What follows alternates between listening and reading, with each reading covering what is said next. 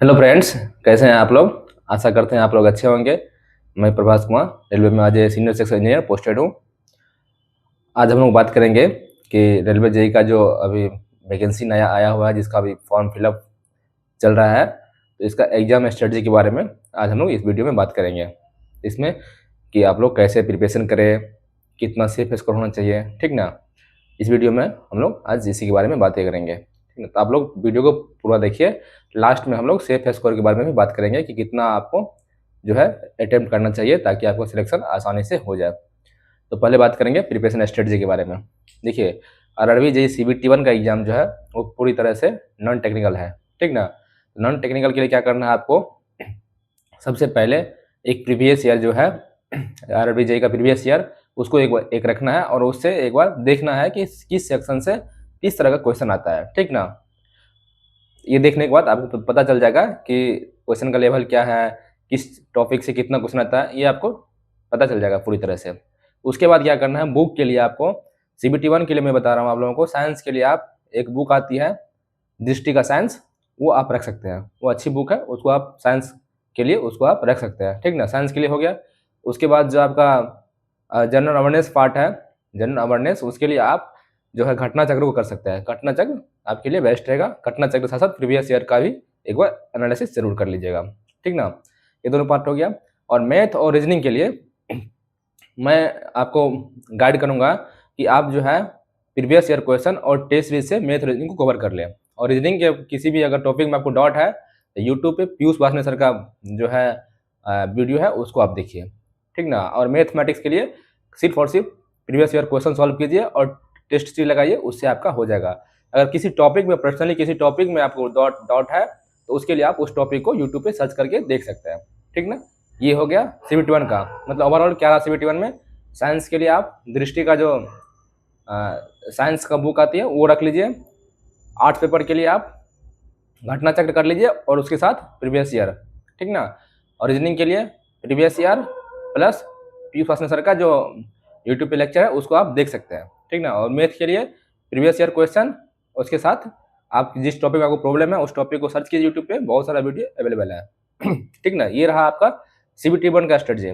इसमें क्या करना है, पर डे कम से कम, अभी टाइम बहुत कम है, अब 2 से 3 महीना आप लोगों के पास टाइम है, तो आप लोग क्या कीजिए CBT 1 का पर डे एक जो है फुल डे टेस्ट जरूर लगाइए। और उसमें ये एनालिसिस कीजिए कि मेरा कौन सा टॉपिक वीक है, किसमें मेरा जो है क्वेश्चन रॉन्ग हो रहा है, उसको एक बार दोबारा से रिवीजन कीजिए। ये हुआ CBT 1। और दूसरी बात, CBT 1 के साथ साथ कम से कम 2 घंटा आपको CBT 2 के लिए देना है।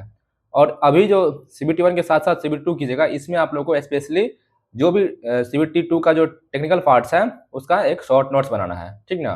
शॉर्ट नोट्स, तो शॉर्ट नोट्स के लिए आप जो है बुक का सहारा ले सकते हैं, या फिर जो बुक के साथ साथ जो यूट्यूब पे जो बहुत सारा वीडियो अवेलेबल है, मैं आपको प्रीफर करूंगा कि फिजिक्स वाला का जो है यूट्यूब पे वीडियो है क्रेश कोर्स टाइप का, उसको आप देखिए। तो आप क्या करना है, अभी CBT 1 के साथ साथ एक काम करना है, CBT 2 का टेक्निकल पार्ट्स का शॉर्ट नोट्स बनाना है, ठीक ना। इसमें क्या होगा आपका कि जब आपका CBT 1 का एग्जाम हो जाएगा तो उस टाइम CBT 2 के प्रिपरेशन करने में आपको बहुत हेल्प करेगा ये, ठीक ना। तो फिजिक्स वाला का जो क्रेश कोर्स है उसके साथ साथ आप अपना किसी भी बुक्स का सहारा लेके आप एक शॉर्ट नोट्स तैयार कीजिए अपना हैंड रिटन, ठीक ना। तो ये हो गया CBT 1 के साथ साथ CBT 2 का स्ट्रेटजी। इसके बाद जब आपका CBT 1 का सिलेक्शन हो जाएगा तो CBT 2 के लिए आपको क्या करना है, सबसे पहले आप प्रीवियस ईयर क्वेश्चन देखिए। प्रीवियस ईयर क्वेश्चन का जो लेवल कैसा आता है, किस सेक्शन से कितना क्वेश्चन आता है, उसको देखिए। उसके बाद आप जो शॉर्ट नोट्स बनाए हैं, शॉर्ट नोट्स पहले से CBT 1 के एग्जाम के टाइम CBT 1 का जो प्रिपरेशन कर रहे थे उस टाइम जो आप शॉर्ट नोट्स बनाए हैं, उसको एक बार पूरा का पूरा 4 से 5 दिन में पूरा का पूरा रिवीजन कर लीजिए। उससे क्या होगा, आपका टेक्निकल पार्ट्स पूरा रिवीजन हो जाएगा, ठीक ना।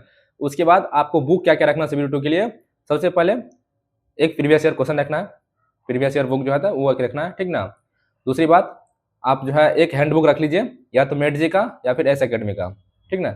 एस एकेडमी का भी बुक बहुत अच्छी है हैंड बुक, या फिर मेट जी का बुक हैंड बुक रख सकते हैं आप, ठीक ना। ये हो गया प्रीवियस ईयर और एक हैंड बुक टेक्निकल पार्ट के लिए।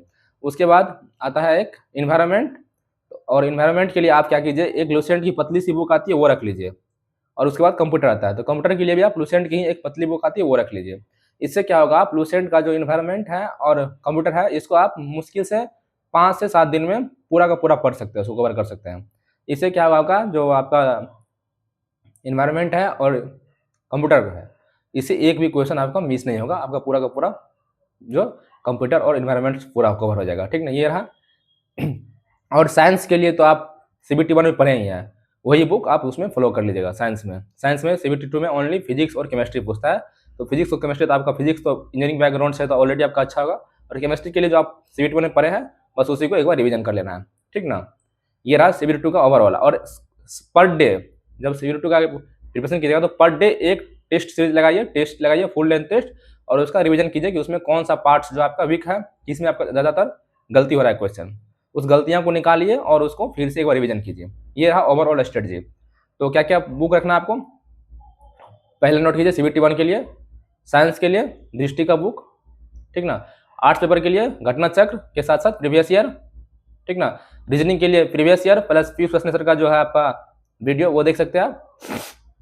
मैथ के लिए आप जो है प्रीवियस ईयर क्वेश्चन और टेस्ट सीरीज ये लगाइए, अब पर डे एक टेस्ट लगाना है। ठीक ना, और उसके बाद करंट के लिए आप कोई भी एक बुक रख लीजिए।